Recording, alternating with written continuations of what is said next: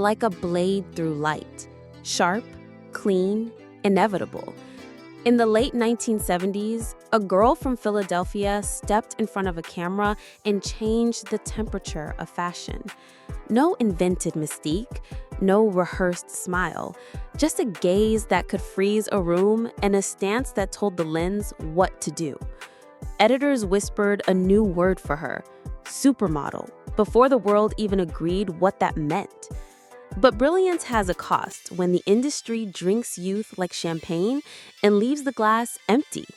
Her rise was lightning, the aftermath, a storm that wouldn't pass. This is the story of a woman who arrived as a phenomenon and left as a warning. The tragedy of the first true supermodel, Gia. She wasn't born into glamour. She was born into rupture.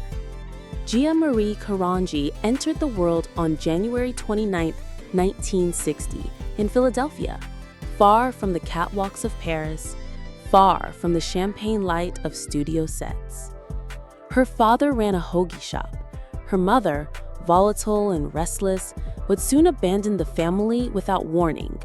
Gia was 5, and she would never quite recover. What she craved most wasn't fame. It was connection. She idolized David Bowie, not just for the music, but for the androgyny, the audacity, the freedom to blur identity. In high school, she found solace among the Bowie kids, a clique of outsiders who painted their faces like armor and dressed like they owned the night. Gia didn't just want to belong. She wanted to disappear into something bigger than herself. But even back then, she turned heads. The raw cheekbones, the hungry stare. It was all there before anyone taught her to pose. At 17, with no formal training and little more than instinct, Gia moved to New York. The city didn't know it yet, but it was about to meet a girl who would redefine beauty and break it in the process. New York didn't discover Gia. It collided with her.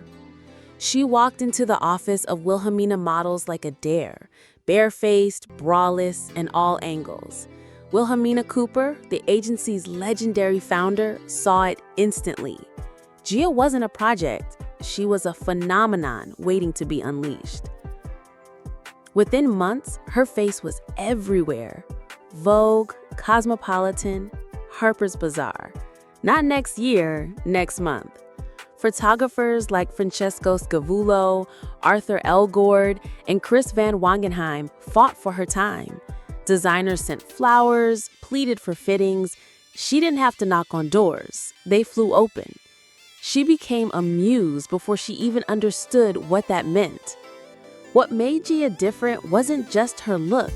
It was the tension in her gaze, the way she stared into the camera like it had wronged her. Her lips were full, but never smiling. Her stance was open, but never inviting. She gave nothing away, and that made the world crave her. They called her the female James Dean, a beautiful threat, a punk goddess wrapped in Versace. Scavullo once said, "Gia didn't pose, she dared you to look away." She wasn't cookie-cutter glamour. She was dangerous beauty. In 1979, just a year after arriving in New York, she became the face of Dior, then Armani, then Yves Saint Laurent. 1 year, no social media, no stylist army, just Gia. But even as she conquered covers and catwalks, something wild shimmered beneath the surface. She'd show up late to fittings and blast Blondie in the changing room. She didn't care for protocol. She didn't play by rules. She didn't even seem to notice there were rules. At Studio 54, she was magnetic, not because she tried, but because she didn't have to. She was the girl dancing barefoot on velvet couches, eyes half-lidded, skin glowing with sweat and strobe light. Mick Jagger watched her from across the room. Grace Jones handed her a drink. She was 19. But Gia's rise wasn't just about fame. It was about speed. There was no gradual climb, no learning curve. She went from unknown to untouchable in under a year. And the faster you rise, the harder you crash. Her agent, Wilhelmina Cooper, was the only person who could anchor her, a woman who understood the danger of beauty and the cost of attention. Gia clung to her like a mother.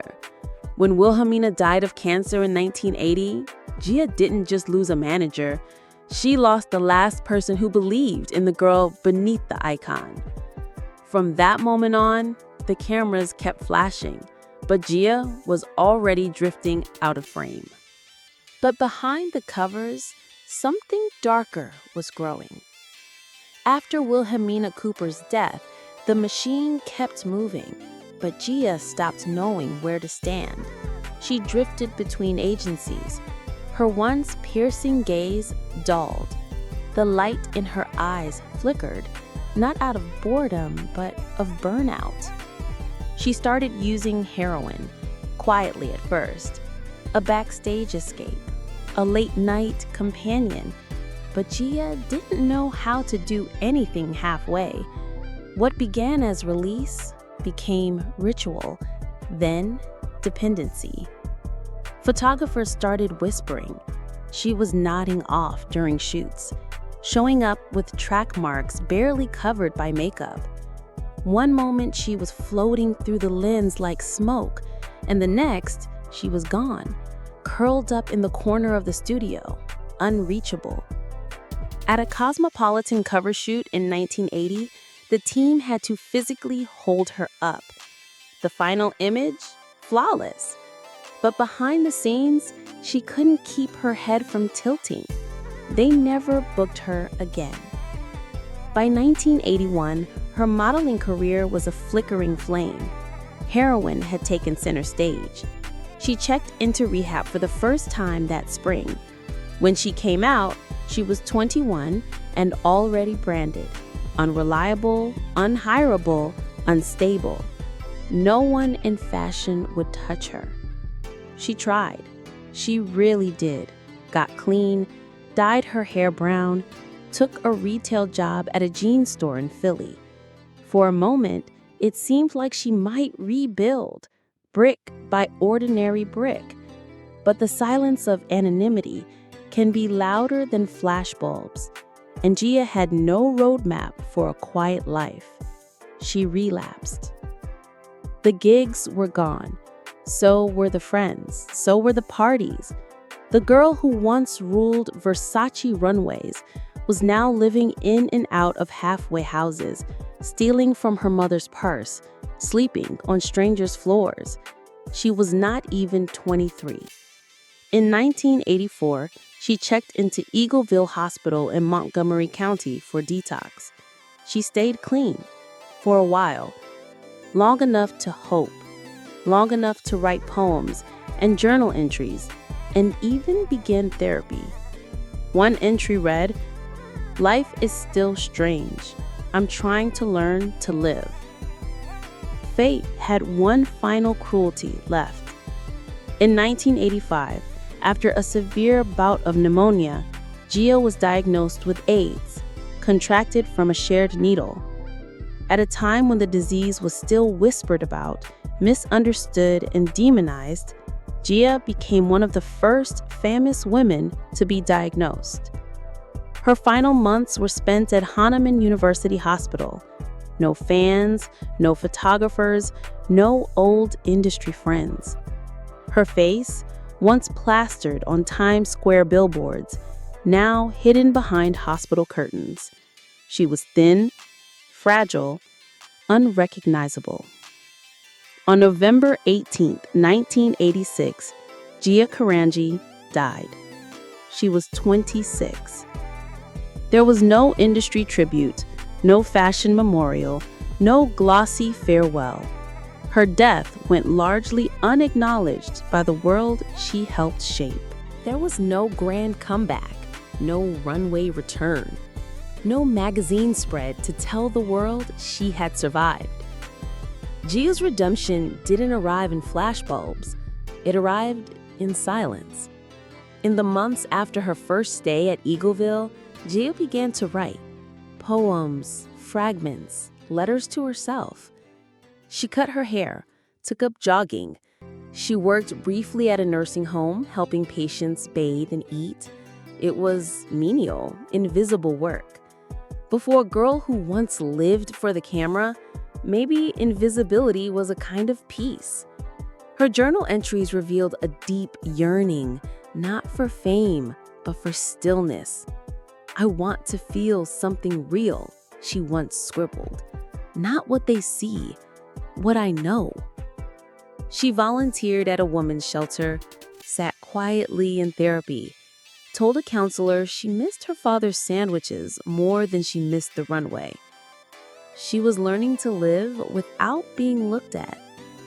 But addiction, like fame, rarely lets go cleanly. There were relapses, there was shame. Still, she kept returning to treatment. She kept trying. And in that effort, raw, unpolished, human, was a kind of triumph. Gia didn't get her Vogue comeback, but she got something more elusive, a moment of truth.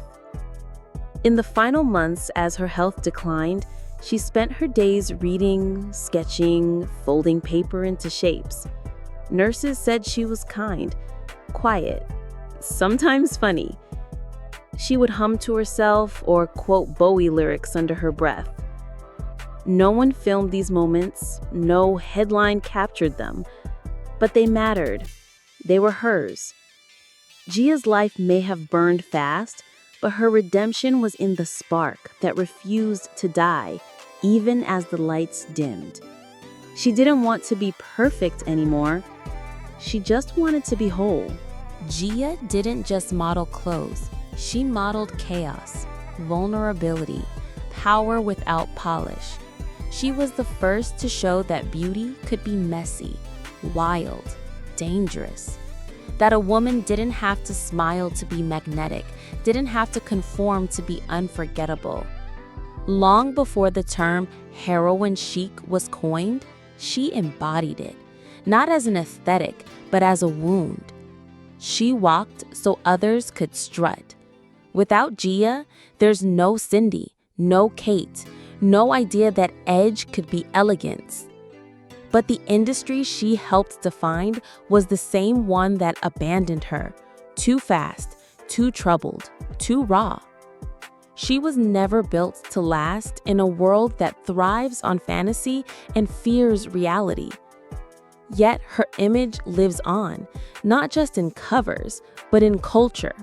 In every moody editorial, in every imperfect face that dares to be seen, in every girl who walks into the frame not to please, but to command. Gia Carangi didn't just change fashion, she cracked it open. And through the break, a new kind of beauty was born.